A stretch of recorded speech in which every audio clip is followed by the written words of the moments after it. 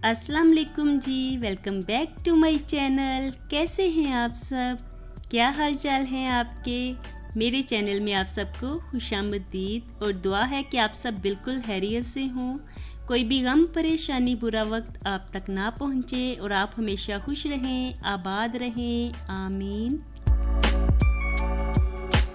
तो जी आज का व्लॉग मैं शुरू कर रही हूँ टेरेस से। तो यहाँ पे मैं अंगूर की बेल को पिलर्स के ऊपर चढ़ा रही थी। तो आज सुबह से ही ना लाइट इतनी ज़्यादा तंग कर रही है, कभी आती है कभी जाती है, गर्मी की वजह से बुरा हाल होया हुआ है। तो यहाँ पे हम लोग आज सारे ही टेरेस में आए हुए हैं अंदर, क्योंकि रूम्स में तो बैठा नहीं जा रहा था। और आजकल ना हमारा यूपीएस भी ख़राब होया हुआ है, तो जिसकी वजह से बिल्कुल ही अंधेरा हो जाता है घर में और पंखे वगैरह भी ऑफ़ हो जाते हैं। तो बिल्कुल भी अंदर रूम में 1 मिनट भी बैठा नहीं जा रहा। यहाँ पे टेरेस में हल्की हल्की आज हवा चल रही थी। तो मैंने सोचा कि अंगूर की बेल काफ़ी दिनों से इस तरह से ही लटकी हुई है, तो आज इसको समेट देती हूँ, इसको पिलर्स के ऊपर चढ़ा देती हूँ। तो वही काम मैं कर रही थी बाहर टेरेस में।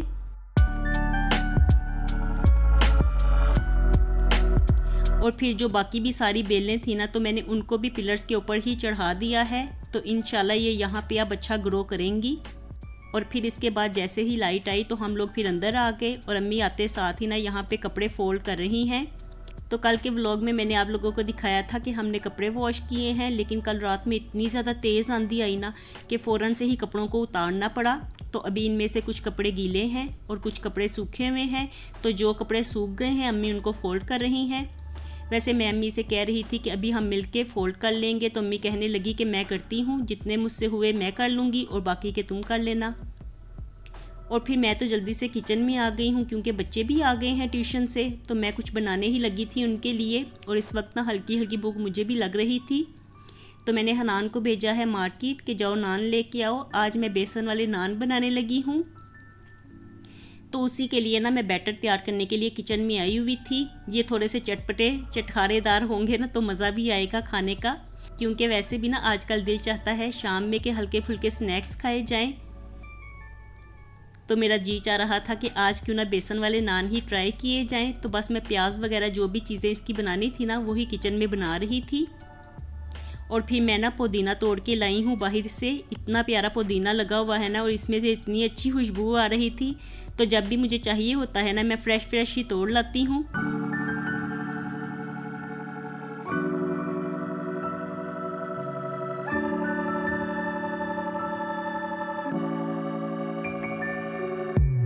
तो आप में से ना काफ़ी लोग मुझे कह रहे थे कि पुदीना इतना ज़्यादा है कहीं ख़राब ना हो जाए, आप इसे तोड़ लें और सुखा के रख लें। लेकिन मुझे इस तरह से देखने में इतना अच्छा लगता है ना, टेरेस में मैं जाती हूँ जब पुदीने को देखती हूँ ना, तो दिल भी खुश हो जाता है।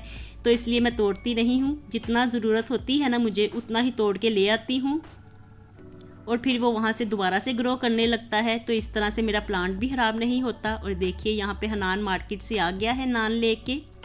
और मैंने इसे कहा था कि कल के ब्रेकफास्ट के लिए एग ब्रेड भी ले आओ, तो वो भी लेके ये साथ में आया है।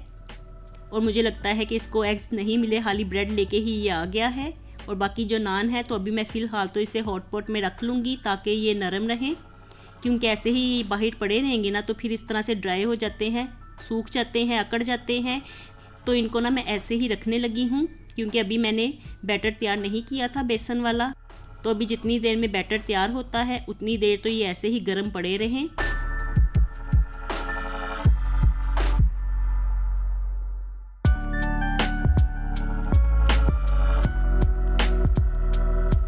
और देखिए यहाँ पे मैंने बेसन का बैटर तैयार कर लिया है, और इसकी जो कंप्लीट रेसिपी है ना, वो मैंने अपने दूसरे चैनल किचन फ्लेवर्स पे शेयर की है।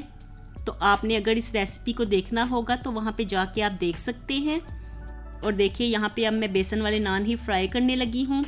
तो यहाँ पे ना बच्चे मुझसे आके बार बार पूछ रहे थे कि ये कैसे बनेंगे, क्योंकि अक्सर हम लोग ना बाज़ार से ला के ही खाते हैं। तो घर में हम लोगों ने कम कम ही ये नान बनाए हैं, कोई इतने ख़ास पहले बनाए नहीं। मैं इस तरह से बैटर तैयार करके ना बच्चों को ब्रेड के ऊपर लगा के दे देती हूँ, वो ब्रेड पकौड़ा बन जाता है। तो बच्चों को वही आदत है। लेकिन ये नानों को मैं आज पहली दफ़ा ही फ्राई करने लगी हूँ इस तरह से।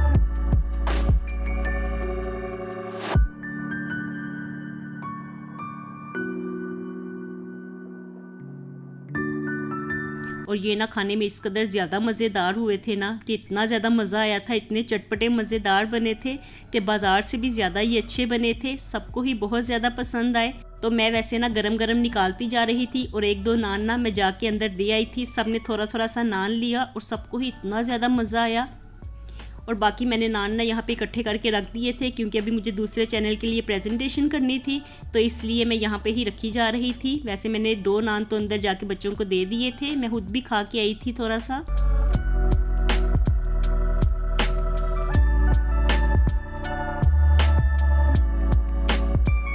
और इनका कलर इतना अच्छा बना था ना और इतने देखने में अच्छे लग रहे थे ना कि ज़बरदस्त लग रहे थे।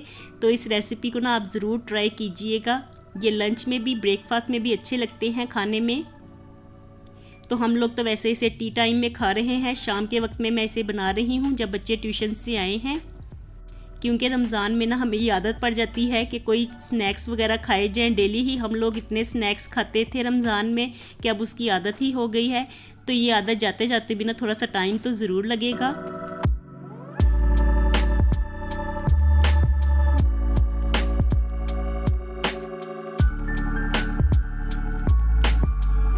और यहाँ पे हम लोगों ने अपनी चाय पी ली थी शाम की, और चाय का तो आज बड़ा मज़ा आया था। साथ में जो नान था ना उसने बड़ा मज़ा दुबाला कर दिया था।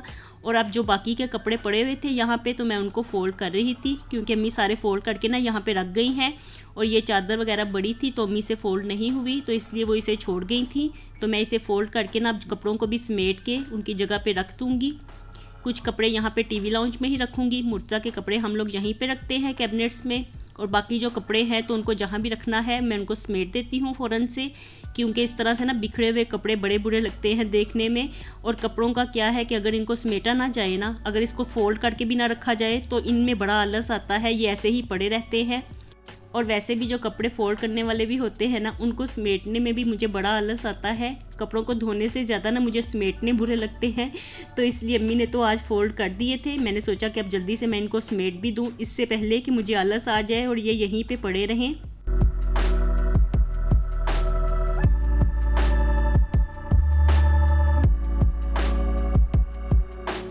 तो जल्दी जल्दी से ये मैं काम कर लूँ क्योंकि उसके बाद ना आज डिनर के लिए भी मुझे कुछ बनाना था। लेकिन फ़िलहाल तो हमने बेसन वाले नान खाए हैं और उसे खा के ही ना पेट इतना ज़्यादा फुल हो गया था कि अब कुछ भी बनाने को, कुछ भी खाने को जी नहीं चाह रहा था।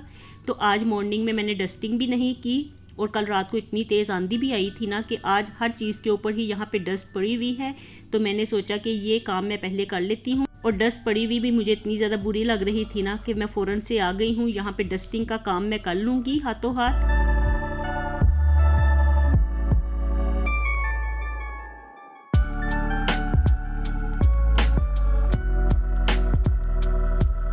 और टेबल के ऊपर क्लॉथ मैट बिछाने का ये फ़ायदा ज़रूर होता है कि डस्ट थोड़ी इसके ऊपर कम पड़ती है, वरना बाकी चीज़ों पे अगर देखा जाए ना तो इसकी निस्बत ज़्यादा डस्ट पड़ी हुई थी।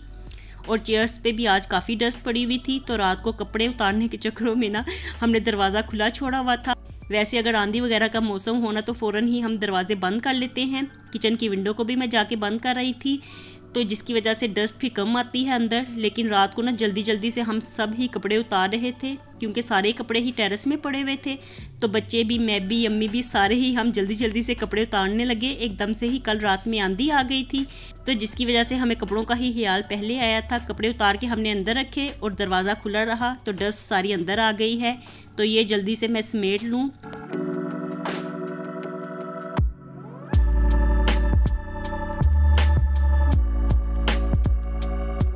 और इस वक्त ना घर में हमारे काफ़ी ज़्यादा खामोशी होती है क्योंकि बच्चे भी ट्यूशन से आके ना फिर टीवी देखने में लग जाते हैं।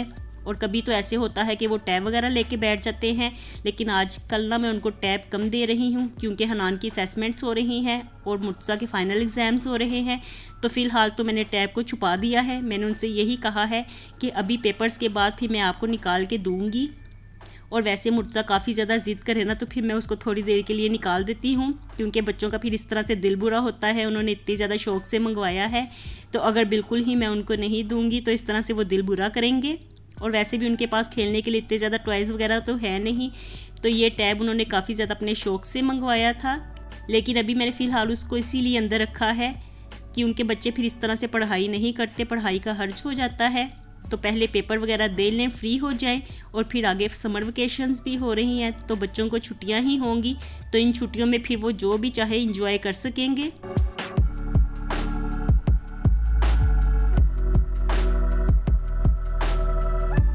और देखिए यहाँ पे जल्दी जल्दी से ही ना मैंने बातों बातों में टेबल साफ़ कर ली है, इसके ऊपर मैट भी डाल दिया है। और अब जो बाकी भी थोड़ा बहुत डस्टिंग का काम है ना, तो टीवी लाउंज की डस्टिंग मैं भी कर लूँगी, और बाकी जो रूम्स की डस्टिंग है ना वो फिर मैं बाद में कर लूँगी, जैसे जैसे मुझे टाइम मिलेगा वैसे वैसे कर लूँगी।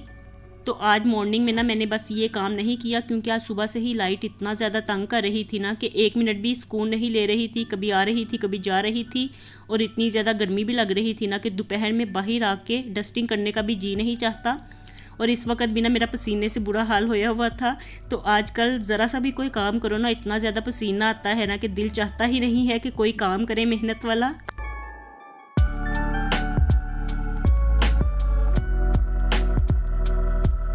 और टीवी लाउंज की डस्टिंग वगैरह से फ्री होके अब मैं दोबारा से आई हूँ किचन में। तो मैंने सोचा कि चिकन निकाल के ना, मैंने सुबह का ही फ्रीज़र में से निकाल के इसको बाहर रखा हुआ था, तो ये काफ़ी ज़्यादा मेल्ट हो गया था। तो अब मैं सोच रही थी कि कहीं ये ख़राब ही ना हो जाए। इसे मैंने अच्छी तरह से वॉश कर लिया था, और अब मैं इसके ऊपर कट्स लगा रही थी। ये वैसे पकाने वाला चिकन था, लेकिन मैंने फिर आज पकाया नहीं है, क्योंकि इस वक्त कोई भी खाने के लिए राज़ी नहीं हो रहा था। तो मैंने सोचा कि अब ये पिघला हुआ है तो इसको मसाला लगा के ही रख देती हूँ। तो फ़िलहाल तो मैं चिकन को मैरिनेट ही करने लगी थी। तो मैं इसे सिरके के साथ मैरिनेट करूँगी, और इसमें मैं कोई दही वगैरह नहीं डालूंगी, क्योंकि मैं इसे एयर फ्रायर में बनाऊंगी। यही मैंने सोचा है कि इसे एयर फ्रायर में बना के आपके साथ भी शेयर करूंगी कि देखिए कैसे कच्चा चिकन एयर फ्रायर में तैयार होता है। तो बस जो बेसिक मसाले हैं ना वो मैंने सिरके में ऐड कर दिए हैं। तो इसमें मैंने नमक, पिसी हुई लाल मिर्च, कुटी हुई लाल मिर्च, गरम मसाला, ज़ीरा, पिसा हुआ सूखा धनिया, हल्दी और ये सब चीज़ें ऐड की हैं, और साथ ही थोड़ा सा येलो फूड कलर भी ऐड किया है। और अब मैंने ना साथ में इसमें थोड़ा सा चिकन पाउडर भी ऐड किया है। तो ये मसाला मैंने तैयार किया है। ज़्यादा मैं इसमें रनी मसाला नहीं बनाऊंगी, क्योंकि एयर फ्रायर में तैयार करना है। तो एयर फ्रायर इस तरह से सारा भर जाएगा मसाले के साथ। तो ये सूखा सूखा मसाला होगा, तो इस तरह से सारा चिकन के ऊपर ही मैरिनेट होता रहेगा, और ज़्यादा एक्स्ट्रा मसाला बचेगा भी नहीं। तो जल्दी से मैं चिकन को मैरिनेट कर लूँ। वैसे ये चिकन मुझे पकाने वाला ज़्यादा लग रहा था, छोटा छोटा चिकन था, लेकिन चलिए कोई नहीं, हम इसे एयर फ्रायर में तैयार करके देखेंगे कि ये कैसा बनता है। साथ ही ऊपर से थोड़ा सा ऑयल भी मैंने डाल दिया है। इसके साथ ना ये काफ़ी ज़्यादा सॉफ्ट हो जाता है। और अभी मुझे याद आया कि मैंने इसमें लहसुन अदरक तो ऐड किया ही नहीं, तो जल्दी से फिर मैंने थोड़ी सी लहसुन अदरक की पेस्ट भी ऐड कर दी है। और ये हरा धनिया ना मेरे पास थोड़ा सा बचा हुआ पड़ा हुआ था जब मैंने बेसन वाले नान बनाए थे, तो वो भी मैंने इसके ऊपर डाल दिया है। और चिकन को मैरिनेट करके ना अब मैं फ्रिज में रख दूँगी। तो इसे हम कल ही बनाएंगे, और फिर कल ही मैं आप लोगों के साथ शेयर करूँगी कि देखिए हमारा चिकन कैसा बना है। तो चलिए जी, आज के दिन के लिए तो मुझे दीजिए इजाज़त। फिर मिलेंगे दोबारा अपने नए व्लॉग में। खुश रहिए जी, आबाद रहिए, अपना बहुत सा ख्याल रखिएगा। अल्लाह हाफिज़।